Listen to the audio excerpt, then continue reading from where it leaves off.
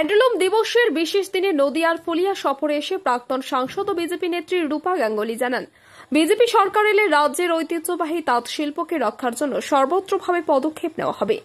তার সঙ্গে উপস্থিত ছিলেন রাজ্য মহিলা মোর্চার সভানেত্রী ফাল্গুনী পাত্র, বিজেপি মুখপাত্র কেয়া ঘোষ সহ একাধিক নেতা নেত্রী।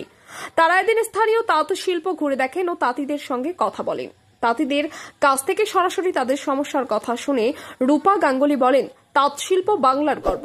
বর্তমানে এই শিল্প চরম সংকটের মধ্যে দিয়ে যাচ্ছে। আমরা ক্ষমতায় এলে এই শিল্পকে টিকিয়ে রাখতে ও তাঁতিদের জীবনমান উন্নত করতে সমস্ত ধরনের সহায়তা করব। তিনি আরও জানান, বিজেপি সরকার এই শিল্পকে আধুনিক প্রযুক্তির সঙ্গে যুক্ত করে বিশ্ব বাজারে তুলে ধরতে চায়। তাঁতিরাও তাদের নানা সমস্যা তুলে ধরে সরকারি সহায়তার দাবি জানান। প্রেসের বন্ধুরা যারা এখানে আছেন তাদেরকে সকলকে অনুরোধ জানাই যে গিয়ে দেখুন। আমি আজকে শুধু দেখছি প্রথম তা নয়, আমি আগেও বহুবার দেখেছি কিভাবে এখানকার শাড়িগুলো মহাজনরা সামান্য কিছু সুতো দেয়, দিয়ে সামান্য কটা টাকা দেয়।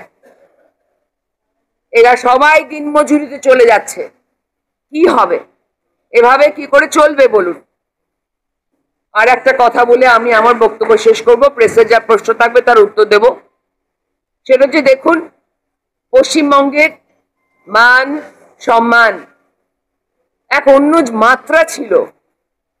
সেটা ধীরে ধীরে রাজনৈতিক কারণে মারতে মারতে সবাইকে মারতে মারতে আমরা এমন নিম্ন স্থানে চলে এসেছি যেখানে শুধুই এর পেটে লাথি, তাকে রাস্তায় যেভাবে হোক মানুষকে বিপর্যস্ত করা হচ্ছে শুধু রাজনীতির নামে আর ভয় দেখে।